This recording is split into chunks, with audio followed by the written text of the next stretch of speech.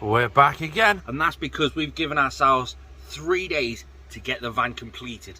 Not to a high standard, but completed to live in. Where we're up to now, we've obviously got the overhead storage painted, DC fixed. This is like a heated up laminate sort of thing, like a, yeah, that goes on the fronts there. And if you open them up, we've still got a trim to put all the way around the outside. That's a job for today or over the next 3 days. And we've got the handles to put on. We've also got to separate them, so they're 3 different compartments inside. That roaring that you can hear in the background, that's the diesel heater running away because it's -1. Everything's had a fresh coat of white primer paint with a chest of drawers that we fitted in there. We've put a nice trim on it, and it's just a normal bedside table. We've stuck some little clip locks onto it so that they shut and they stay shut while you drive it. We've got a lot to do over the 3 days. We've got to build 2 kitchen units. We've got to fit and plumb the whole sink and tap area. Just be if they arrive. We've ordered them if they arrive. We've got this whole unit section to actually build. We've got the ceiling to do, along with all the lights, the heat sources, the cutout for the max air fan. We have just got a lot of electrics and putting things where they need to go, wiring them all up to do. Enough talking. Let's go into B&Q. I'm leaving that heater on while I'm going in there. Be nice and warm when I come back. 136 quid. Like and subscribe. First job, we've got this thin piece of hardboard, and that's basically going to be going on the ceiling here. We've got to mark out where the lights have got to go. We've got to cut the hole for the max air fan so that Danielle can get it painted, we can get the lights in, we can get it wired up. But first, to be able to do that, we have got the Dodo Mat fleece and some contact adhesive to be able to insulate the roof a bit more. Starting to look like Santa's grotto with all that on the ceiling. Then we've got this 3mm hardboard. So it's just 3mm, really lightweight. We're going to do this for the top piece of the ceiling. We're just going to try it. I've not seen anyone do it before, so we're just going to try it. We've got, check out the cute little tape measure. Look how cute he is. Oh, he's so cute. And we've basically just got to do a load of measurements, try to cut out the hole for the max air fan. We have got the cowl for that to be able to fit up there, and we've got to plan some lights as well. Danielle's coming over in a minute to help plan where the lights are going on this board. Once that piece is actually cut, fitted up and secured, we can go, right, there we go, we know where the screw holes are now, because the screw holes are really quite complicated on this. Check this out. They're going to be screwing into this metal rung, but there's holes everywhere all the way along it. Last time we done it, we just kept drilling into the holes and we missed it, so we're gonna have to try and figure out a different plan to get into the holes. Well, Danielle's gonna start painting that piece with the max air fan and everything cut out. I've got to get the puck lights out, take them apart, that's what they look like, and I've got to find which wire is the positive and which one is the negative. Follow them down and mark them with a bit of tape. That way, when I connect them all up together to the wire that's already in place, then I can reevaluate everything, put them all on different switches. So the front of the van can be on one light switch, the back of the van can be on a different switch, the overhead reading lights can be on a different switch, and so on and so on. Organisation. While Danielle started painting the satin black on the ceiling, I worked on the framework. We now have a good plan on where all the drawers are going, where are going to be cabinets and drawers, and we built the supports at the back for the shelving units. We got the MDF boarding, cut it to size for the fascia of the unit. We decided to go for a style of a fascia with some cupboard doors on the front of it, just like the old T5s. Nice simple case of Gorilla Glue, wood glue, glue the thing back on, screw it in, done. Well, kind of done for now. Oh, that sloppy white mess. It started snowing, so we're painting. We've got the actual fascia for the work unit, that's going black.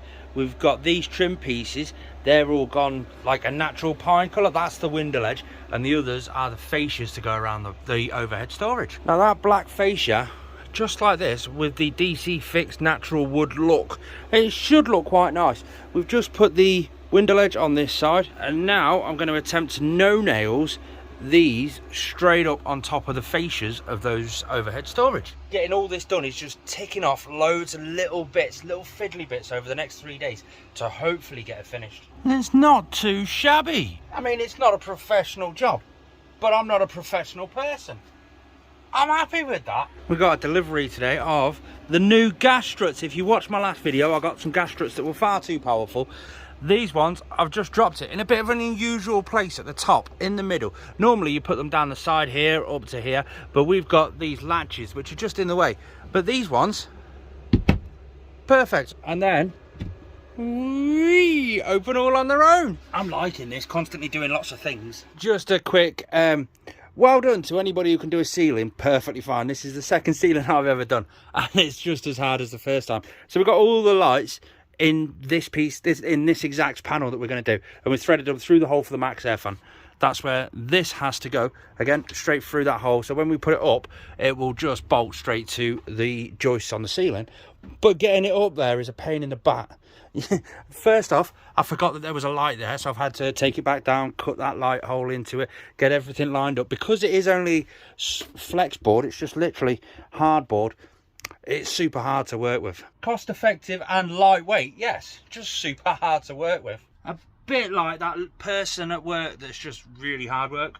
That's what this ceiling is. He is Fred. I can see why people tongue and groove. This is a pain in the butt. Granted, saves a ton of weight, which is what I need. It's the next day. Today's going to be the busy one. We should get an awful lot of things actually physically seen to be done today. What you didn't see in the last bit was we fitted this ceiling. It got dark, so we couldn't really show it. It's just a black ceiling for now. We've got to thread the wires for the lights, which are underneath these tapes. Both just there. We've got 4 of them dotted down the middle. I make it look like that was easy, but it really wasn't. Got to get these drawers out because the front of them are getting DC fixed. DC fix is a laminate that goes on the front of it to look exactly like this. While Danielle works on that, I'll quickly explain what it is. It's just a material that's like a vinyl, and it's sticky back. So you stick it onto it, you wrap it around the side, and then you heat it up with a hairdryer, and it all shrinks and gets absorbed into the wood and leaves it with a nice finish. But we've got the max air fan cowl to do, so I've got all the cables that are secured, heat shrinked and everything. They've all got to get tucked up into this roof vent, and we put the cowl on the front of it. A little trick before fitting the cowl, we fitted little magnets onto the corners on the inside of the cowl. So on the outside we can put a magnetic like thermal sheet over the front of it. That's the magnets on the outside. They're not secured, they're just magneted on through the other side. They've been no nails done. Bish, bash, bosh. Next, we've got under overhead storage counter lights. These are LED lights, we've got 3 of them. They're easy enough to install. Just double-sided sticky tape up. The wire just tucks up straight through a hole and it comes down here. Label everything. We've got overhead and we've got ceiling lights coming down there. Just onto dead end wires because they're going to have to go through to the fuse box. Now to trim the countertop for there, we got a bargain. IKEA leftover reserves, £5 for this big sheet here. We've just got to cut it down to size and then it should just screw straight on with some little hinge brackets that we've dotted around the top. It's starting to come together. It looks amazing. The problem we have, the big problem, it's wonky compared to the window, but that's because the side of the van is on the wonk. This is perfectly level, but the van and the window isn't. Either way, I'm absolutely made up. This is not staying white. This is going the same colour as these. Again, DC fix. Danielle has already done one of the drawers with a leather handle. How cool does that look? Oh, we've got one drawer in, and again, just with a couple of hinges just there. Both. Just got to stick some latches on. The problem is, I've just noticed, I didn't put my shelf in.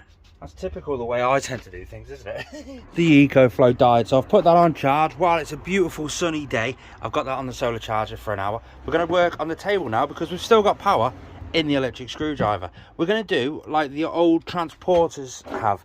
They have the bar that goes across and the table that clips onto it. So that's what we're going to look at now. We've got the bar just there. We're going to keep the full length of the bar that way. It's going just under there. If we want to move the table over that way, if I'm sitting over there and nobody else is here, we can do that. If I want to keep it in the central so 2 of us can sit there, we can do that. The way it works, we've got a couple of clips, one like that, one like that. They go in the end of the bars and fasten to the back wall. This piece goes on the middle of the bar just to help a bit of support through the middle. These bits over here clip onto the actual table or screw onto the actual table, and then when the table gets stored, it clips onto there.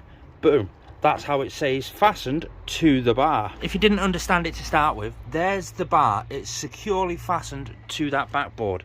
These clips clip on the back of the table, that piece we've marked out just there. They go underneath and screw from underneath, so there is a little hook just there. So when the table is in use, it just hooks onto there. We've got a table leg that goes in the middle. We have a table. When it comes round time to turn it into a single bed, we unclip it off there and drop it straight down there. We've got some bits of wood that we're going to tidy up and secure down there so the bed will sit comfortably straight on top of them. With some black Hammerite paint, it was time to start spray painting both the sink and the mixer tap. Just a standard mixer tap you get in your house We'll show you some tricks for that later. Some driftwood we found on a beach in Anglesey. We're going to make a keychain out of this. So we're going to bolt it to the side of the unit, stick some hooks in it. Great for storing our keys. DC fix the worktop that's going on the long kitchen unit. That's just a fascia, that's all it is. It's going to be stuck on there nicely. Shaped, trimmed, ready, done the single bed. Then on to a scary part. We went to IKEA. My bright idea was to just give Danielle £40, go and buy some accessories for when the camper van's finished. This could potentially end really, really badly. But I decided to leave them to it. I went off for a walk. I don't want to know what they're getting until rides at the end. And there's some nice things in there. Not particularly to my style, but some nice things. So it'll be interesting to see what she actually decides to pick. She won't tell me what she's got, and I'm actually quite scared. I'm scared to the point where I know for a fact she didn't spend the full £40 budget in IKEA because she's still got some left over, and it's the next morning. She's just gone over to the cheap and cheerful shops, you know, the Home and Bargain, B&M, that sort of stuff, and she's going to come back with more, and I'm quite scared. It's going to be all fluffy stuff and glittery stuff, isn't it? My camper van can't turn into like that. But anyway, it's the next morning. This is the last day, day 3.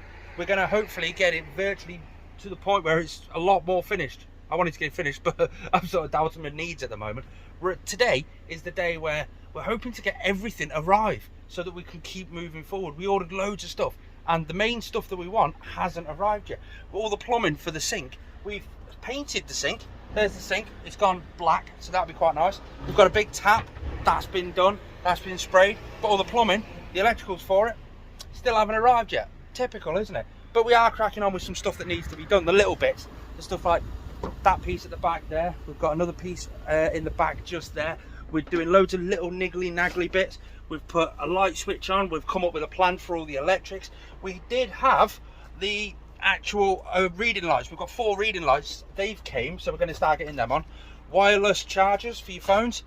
They're not going to go on just yet because they're going on an extended part at a later date. More info on that in one of the next videos. But it's coming on.